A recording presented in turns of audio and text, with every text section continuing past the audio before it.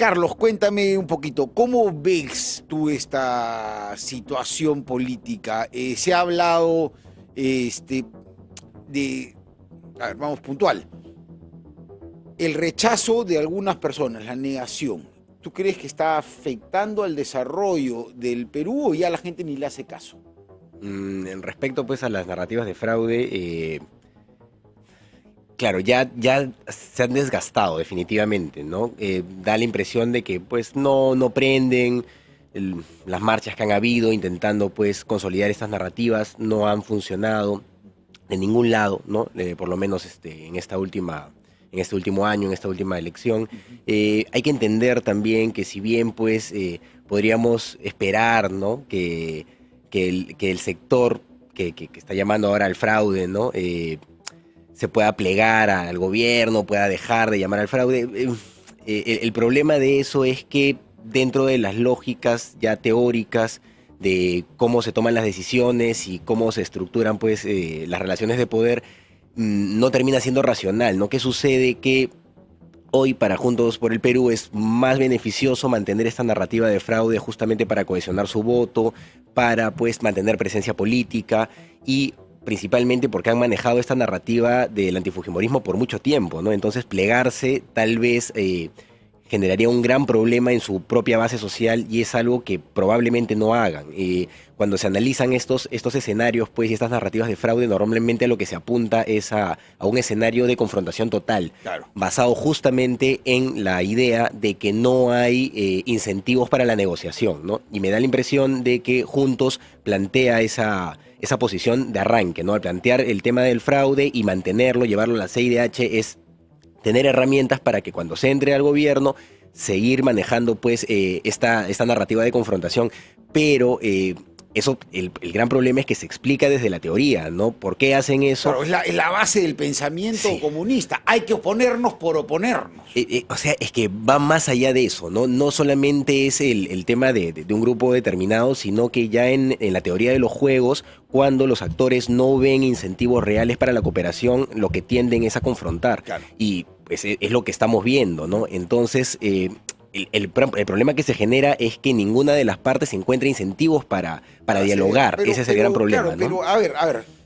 Acá yo creo que ahora lo estamos viendo con sombrero, ahí lo están viendo con sombrero atrás mío, pero cuando lo ponen a Sánchez sin sombrero, ¿usted lo reconoce, amigo? ¿Usted le reconoce, señora Sánchez sin sombrero? Yo creo que no. Se ha quedado solo, porque Juntos por Sí. el Perú ya no llega ni a Juntos por el Menú. O sea, ya se fue Antauro, ya se fue su gran respaldo. ¿Quién sigue alrededor? Porque en esa foto que estamos viendo con Antauro, con mucha gente, ya no hay nadie alrededor de él. Entonces es una narrativa que él está planteando evidentemente Con lo que le queda. con lo que le queda. Para mantenerlo justamente. Pero ¿qué tanto puede servir? Porque ya se está viendo que la bancada se rompe. El 27 entran y el 28 para la juramentación ya está partida esa bancada. Claro, hay que asumir también que se vienen escenarios de conflictividad social que probablemente vayan a ser aprovechados, ¿no? Es interesante lo que comentas de cómo se ha ido quedando solo Sánchez a partir, pues, yo no creo necesariamente de esta narrativa, sino de ir quemando a sus aliados, también ir quemando naves, ¿no? Está esta crítica que le hacen desde la izquierda de haber dejado a Antauro, ¿no? Que le hace, por ejemplo, Cerrón en son de burla. Y tengo la idea, pues, de que no se equivoca del todo, ¿no? Haber sumado, pues, a la maquinaria caviar que viene básicamente que la maquinaria caviar termina destruyendo todo. Sí, y viene de Venceremos, que era un partido que no sacó ni 1%, que con un plan de gobierno que no fue validado por la población en votos. Y de Primero la Gente y de Claro. varios. Entonces se sumó de esos pitufos, de esos pequeños en esta elección por lo menos, y pues perdió la base, me da la impresión, ¿no? Perdió la base que tenía en algún momento.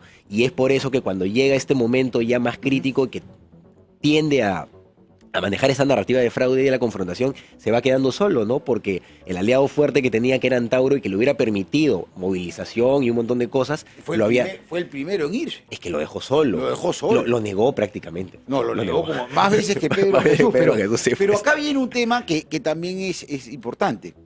Roberto Sánchez contó con solamente el 8% de los votos posibles de los peruanos. Keiko Fujimori con el 12%. O el 11 por ahí, y creo que Roberto llegó al 9, pero solamente el 9. Entonces hoy día una de la que era su vicepresidenta, que ahora es diputada, decía, 17 regiones, 16 regiones votaron. No, 16 regiones no votaron por Sánchez. No votaron por Sánchez. O sea, que, por favor, no tuvo mayoría en ninguna. En la primera vuelta estamos hablando. No, y el ninguneo a Lima también, que viene de esos sectores, es absurdo, ¿no? Considerando pues que Lima tiene 1/3 de la población y que es el crisol de todo el país. Sí, en Lima yo siempre he dicho, ya no hay limeños. Un pequeño Perú. No hay limeño, no hay persona nacida en Lima que no tenga por lo menos, bueno, algunos deben quedar padre o abuelo venido de provincia. Y eso ya es clarísimo. Pero entonces, se queda solo Sánchez. ¿Qué va a pasar? Yo también coincido contigo, creo que la gente ha dicho, este ya está apestando, ese sombrero ya no tiene peso, ya huele feo, nos movemos. Pero no, la izquierda no se queda tranquila. Es que de todas maneras vienen escenarios de conflictividad, ¿no? Hay que ver el panorama pues, de la votación, nos damos cuenta que en zonas importantes, particularmente en el corredor minero sur, en donde hay inversión minera importante, ha sacado baja votación la señora Fujimori, y pues se maneja una narrativa ahí de confrontación, ¿no? De cómo ha estado avanzando el país los últimos años, por múltiples razones, ¿no? Podríamos hacer un análisis pues multidimensional de por qué se da eso, pero el fenómeno actual se vincula principalmente pues a temas de minería ilegal, que están depredando al país, prácticamente, ¿no? Y que han transformado el escenario de rechazo a la minería formal por un escenario de pasividad frente a la minería ilegal. Eso es lo más curioso, ¿no? Donde antes se rechazaba la minería legal, hoy se está dando minería ilegal y la población como recibe directamente los beneficios, pues, de esta extracción. Se hace la vista gorda. Es que son... No, es que es un montón de plata. Claro, y es que llega una especie de Estado donde el Estado no llega, pues ese es el gran problema, ¿no? Llegan con servicios, llegan con dinero, y el Estado lamentablemente no suele llegar a estos espacios. Se ven problemas con el canon, por ejemplo, que demora mucho en llegar. Entonces, todos estos temas son cosas que tienen que ver, pero hay que asumir que de todas maneras vienen escenarios de conflictividad, probablemente en esa zona y probablemente vinculado al tema de minería, ¿no? Pensemos también en los últimos gobiernos. Todos los gobiernos han iniciado con conflictividad social fuerte. ¿Por qué? Tampoco es extraño, ¿no? Desde la teoría se puede explicar tranquilamente, debido a que hay una expectativa que se va generando de la sociedad frente a sus problemáticas, ¿no? Claro. La sociedad tiene problemas, los gobiernos no se los solucionan y siempre se espera que el gobierno que entra, lo primero que haga es resolverle su problemática, ¿no? Claro, entonces, porque generalmente también es lo que van prometiendo los candidatos muchas veces de manera muy irresponsable. Sí. Pero en este caso, Keiko Fujimori hizo su bandera la seguridad. Claro. Esa es la que más se acuerda todo el mundo y que iba a entrar con mano dura, que iba a ser como su papá. ¿Qué tan...? O sea, es un reto que no se soluciona en una semana y media, ni en 100 días. ¿Qué tanto puede pesar que esa sea la promesa tan fuerte? ¿Qué tan rápido puede tener logros? Va a poder hacer cosas definitivamente. Se ha generado un marco normativo que apoya más presencia del Estado, más intervención del Estado, eso desde el tema de orden, seguridad. Sin embargo, de todas formas, el fujimorismo o las fuerzas pues de derecha, si es que lo queremos ver así, tienen en el Senado, van a tener en el Senado, asumiendo, ¿no?, también que se va a dar una alianza entre el fujimorismo y Renovación Popular, 50%, ¿no? En Cámara de Diputados, asumiendo esta alianza también, porque estamos asumiendo esto, 43%. Entonces, se genera este espacio en donde no existe una mayoría total que permita tomar decisiones a futuro, que no permite al Ejecutivo poder tener, pues, la muñeca que quisiera. Entonces, ¿qué va a tener que hacer necesariamente el fujimorismo? Va a tener que negociar con probablemente los sectores medios, ¿no? Que se asume pues que son... Pero negociar en política no es mal. O sea, no, es parte de la dinámica, ¿no? Claro, es dialogar y generar, no negociar porque no están buscando un negocio, sino pactar para generar distintos tipos de proyectos en simultáneo. Claro, o sea, a la Defensoría le gusta hablar de diálogo en vez de negociación, por ejemplo. Sí, ¿no? claro. Hablemos de diálogo, tal vez. Pero, claro, desde las lógicas políticas, el espacio, pues, de negociación hermenéutica, si se quiere, que tiene que ver justamente con la interpretación de la realidad, claro. Porque al final, pues, las lógicas políticas tienen que ver con interpretación de la realidad. Lo que buscan es un espacio de interacción y y pues de desarrollo a partir de llegar a consensos. Y estos consensos normalmente nunca son un jápana, pues, ¿no? Cuando uno llega a acuerdos de este tipo, Alguien siempre tiene que ceder y poco. nunca es el 100% de una Y idea. normalmente basta satisfacer lo mínimo para poder avanzar, ¿no? Entonces es muy probable que el próximo gobierno de la señora Fujimori tenga que ceder en algunos espacios, probablemente los sectores medios. ¿Y por qué probablemente con ellos y no con los sectores más radicalizados? Por lo que decíamos hace un rato, ¿no?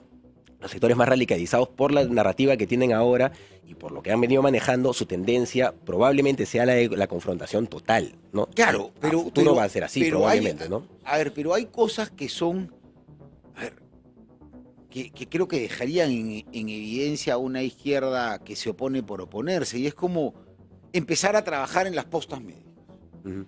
y empezar a declarar en emergencia el sistema de salud, viniendo el fenómeno del niño, y en educación, y empezar a trabajar en eso. Nadie